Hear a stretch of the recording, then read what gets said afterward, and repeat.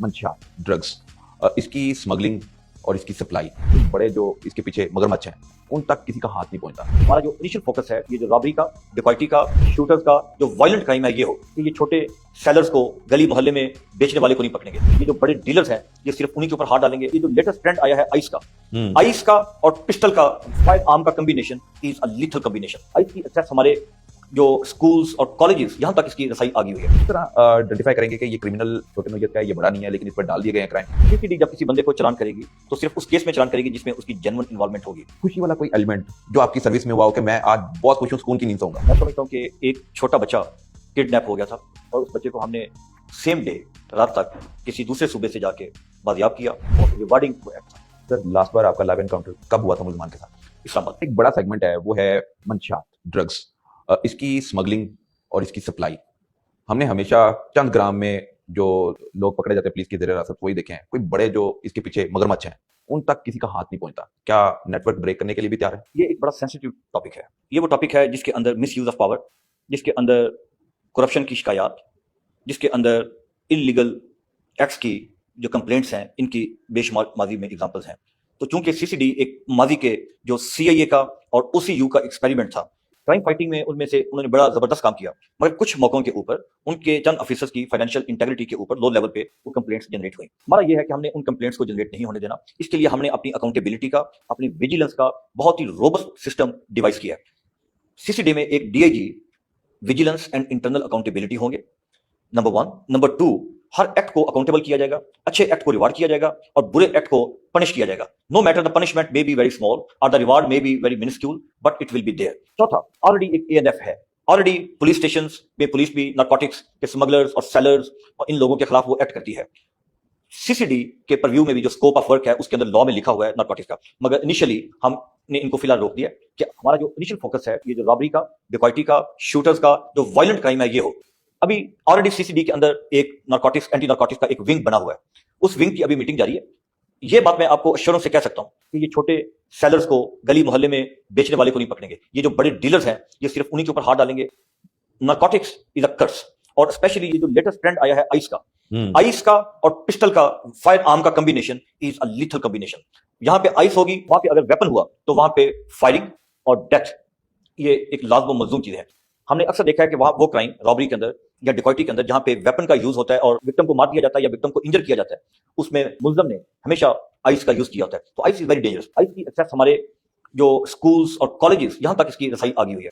इसको रोकने की जरूरत है, मगर इसको रोकने का तरीका यह होगा कि हमारा अपने दामन के ऊपर छींटे ना पड़े, और जब रोकें तो बड़े हाथ को रोकें, छोटे हाथ को नहीं। सर, क्रिमिनल्स के दिल तो गिरातन किया जा रहा है, आप कह रहे हैं मंशा सोशों पर आपका फोकस नहीं होगा, लेकिन कोई टास्क मिल गया तो उसको आप देखेंगे। करप्शन की बातें, एलिगेशन वगैरह पुलिस स्टाफ पे लगती हैं, लेकिन सीसीडी बन गया और सीसीडी के बाद जो हाई प्रोफाइल केसेस हैं उसको आप टेक ऑन कर रहे हैं, टेकअप कर रहे हैं और उसको लेके आगे चलना है। लेकिन कुछ केसेस ऐसे हैं कि एक शख्स ने एक जुर्म किया है, लेकिन जो प्रैक्टिस चल रही है लाहौर पुलिस में या पंजाब में, वो अगर एक में चलान करेंगे तो वो जल्दी बाहर आ जाता है, उस पर कोई 10-12 पर्चे डाल देते हैं, वो फिर आपके लिए तो संगीन मुजरिम बन गया और उसको पकड़ना आपके लिए तरजीहात में शामिल हो जाता है। तो किस तरह आइडेंटिफाई करेंगे कि ये क्रिमिनल छोटे नौयत का है, ये बड़ा नहीं है, लेकिन इस पर डाल दिए गए हैं क्राइम, उसको फिर एनकाउंटर का या कोई ऐसा हिस्सा नहीं बनाया जाएगा, अंजाम तक नहीं पहुंचाया जाएगा? नो, इनकाउंटर ऐसे बंदों का किए नहीं जाता, नंबर 1। नंबर 2, इनकाउंटर लाइव जब होता है, अरेस्ट करने की अटेम्प्ट या पुलिस के ऊपर लाइव फायर आ जाए तो सिर्फ उस सूरत में होता है, और उसमें वो हमारी भी शहादत हो सकती है और जो डेथ ऑफ दी दूसरी इंडिविजुअल है उसकी भी हो सकती है, नंबर 1। नंबर 2, जो आपका इंपॉर्टेंट क्वेश्चन है,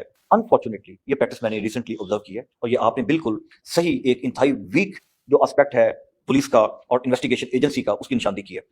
मैं आपको ये अश्योर करता हूं कि हम इस चीज को बड़ी बारीकी से देख रहे हैं। दूसरा, सीसीडी जब किसी बंदे को चलान करेगी तो सिर्फ उस केस में चलान करेगी जिसमें उसकी जेन्युइन इन्वॉल्वमेंट होगी। एक केस में बंदा पकड़ा गया, 10 या 15 या 20 केस उसके ऊपर मजीद उसको वो चलान कर दिया गया, ये प्रैक्टिस हम नहीं करेंगे। तीसरा, मैं आपको अभी एक एग्जांपल देना चाहता हूं। जी सर। रिसेंटली एक मुलजम को जब उसको अरेस्ट किया तो वो अरेस्ट करने के बाद जब उसकी इंटरोगेशन हुई तो पता चला कि इसके अंदर इसकी इन्वॉल्वमेंट नहीं थी। था वो क्रिमिनल, वन टाइम क्रिमिनल भी था, और प्रोबेबली जो हमारे पास एविडेंस नहीं था लेकिन कहा जा रहा था कि ये एक्टिव क्रिमिनल है।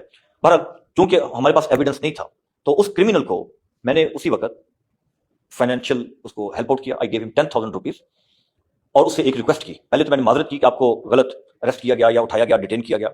दूसरा, ये पुलिस आपको अभी सीसीडी आपको 10,000 दे रही है।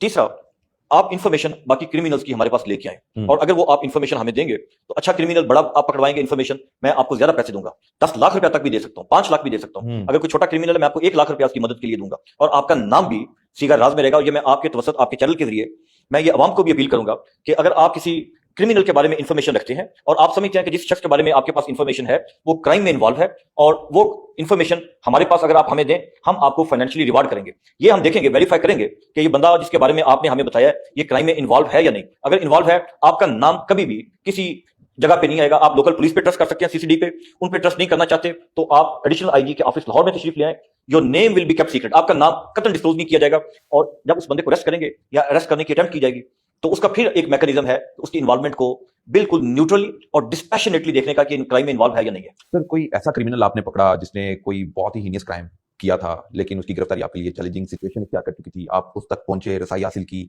और फिर उसको जो भी उसके साथ किया, खुशी वाला कोई एलिमेंट जो आपकी सर्विस में हुआ हो कि मैं आज बहुत खुश हूं, सुकून की नींद सोऊंगा?